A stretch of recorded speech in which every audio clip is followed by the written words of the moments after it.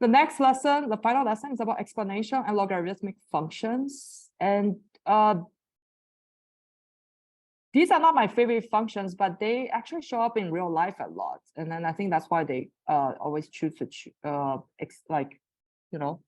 showcase and talk about them, because you can hear a lot of exponential growth, logarithmic growth. Like people use these functions to model stuff in real life, like bacterial growth is exponential. Because one bacteria doubles itself, and then all the bacteria, then they double, the cells double themselves again, and then they double. So the double thing, this is called an exponential growth. And population, and so the first models people use to analyze population and other things are often exponential or logarithmic. So this is why these functions are important. One is the inverse of the other, actually. So they come in kind of like pairs. So the first thing we need to know is evaluate exponential functions and graph exponential functions, including with transformations. So evaluate. This is why I told Professor Ben when I read the description. I'm like, we don't even evaluate what do they mean by that, right? So then I looked at in the section, and then it's simpler than that, right? Let's go to the next slide. The type of exercise I show is like describe the translation of the graph y equals to exponential of x minus 3 and then plus 2 with respect to the graph y equals exponential x of x. So this is just like all the other transformation shifts we saw in the previous lesson, but we didn't see it with the exponential function. We saw it with the line function, the absolute value function, and polynomials. But it works the same way. Yeah, so let's go to the whiteboard again, because I cannot. What you need to know first is a basic function. The basic function they said was, hey, I want the basic function. This is a basic function, right? Y equals e to the x. People are like, what is this e guy, right? Let me explain. I don't know if you guys ever wonder, but it's like e is a number that never ends. It's an irrational number, and it's between 3 and 2. It's those family of like famous numbers for mathematicians, just like pi. You know, you probably usually people are more familiar with pi. We use this letter to represent a number that is close to 3.14, right? But it actually never ends. It's a never-ending number when we try to expand it. E is the same. And if I'm not mistaken, it's 2 point. I chose this as my email number, so I remember the first expansion is 2.71828 ...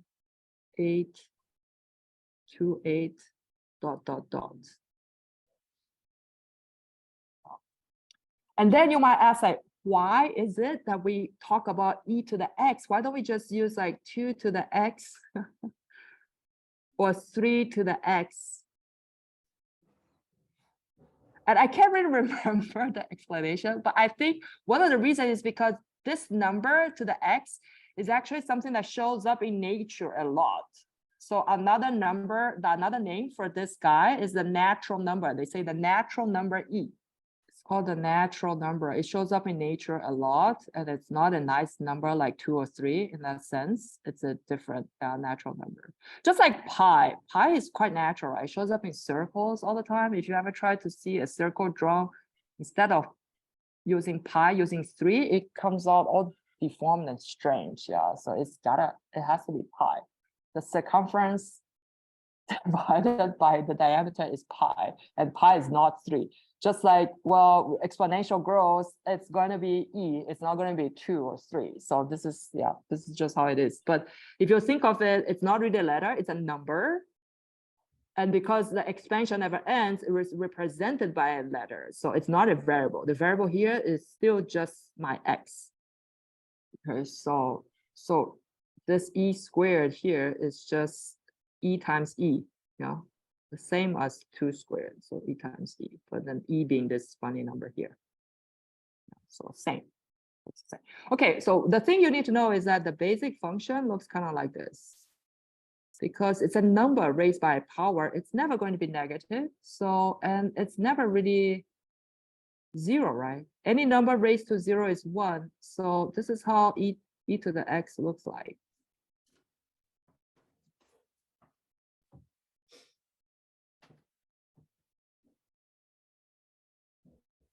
So whenever you see a function that looks like this, it's part of the exponential family of functions. And then what the question we had was, we want to know, hey, how does the graph of this look like? E to the x minus 3 plus 2, right? How does this graph look like? And then this is actually f of x minus 3 plus 2. In the previous lesson, we saw that this thing here, subtracting 3, is going to move my graph right by 3 units. So what's going to happen is this one. This is a graph of e to the x minus 3. And then the plus 2, we saw from last time, the plus 2 is going to move everybody up. Oh. The plus 2 is going to move everybody up by 2. So now this guy goes up by 2. Plus 2, then everybody goes up by 2. So now this was at 1, so it's going to end up being here. So now my function is going to be here. This is e to the x minus 3 plus 2. How do I do this? It's like I have a little lazy trick, which is I know that all these transformations don't really stretch or change the graph in any way. It's just moving it around, right? So I use one reference point that is easy for me to draw, and then I just move it according to that point. And the point I choose is this guy here. Where does this guy go? And this guy was in e to the x, and it was when x equals to 0, e to the 0 is 1.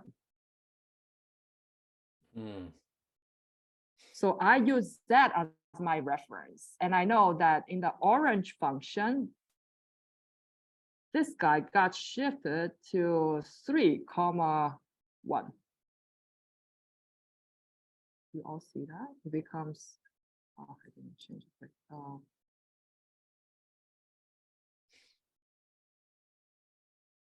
It becomes 3, 1. Why? Because I need, when I have 3, I have e to the 3 minus 3, right? And that's e to the 0. So that's e to the 0, that's equal to 1 again. And then when I add 2, now I know that nothing happens to the x.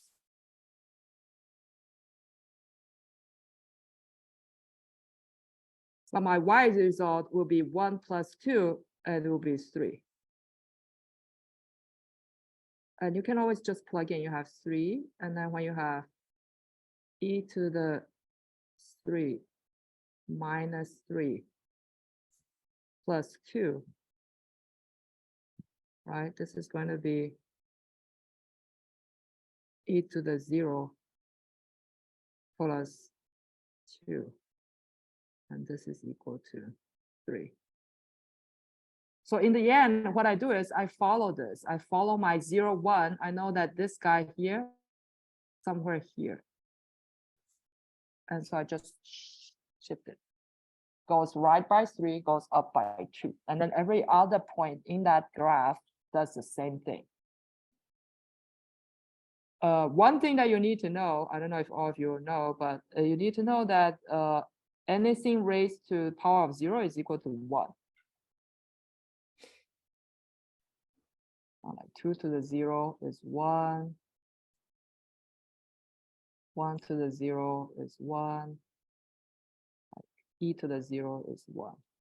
But that's usual. That's the type of questions that you will see in this objective. They want to know, given the basic graph of exponential function, how does it behave when you make these transformations?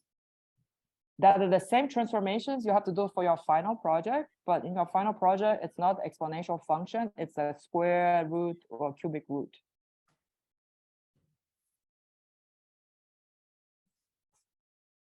Okay, is that okay?